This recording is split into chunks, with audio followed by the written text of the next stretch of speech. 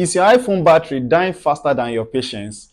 You need to stop that refresh. We are tackling a problem that plagues us all, a dwindling iPhone battery life. You're on social media and you get this message. Your iPhone is about to die again. So frustrating, right? And you do not want to be carrying power banks around like our Minister of Power. But fear not, I have a powerful tip that will make your battery last way longer. And it is background app refresh. This is an iPhone feature that allows apps to frequently update and fetch new content when you are not actively using those apps. Let's take control. Head over to settings, tap general, tap app refresh. These apps constantly checking for updates can suck the juice right out of your battery. Now you can either disable background app refresh completely or choose which apps really need to stay refreshed in the background. By taking control of your background app refresh, you can significantly improve your iPhone's battery life. Remember, it's all about finding the balance that best works for you. So go forth and conquer that low battery anxiety. If you like this tip,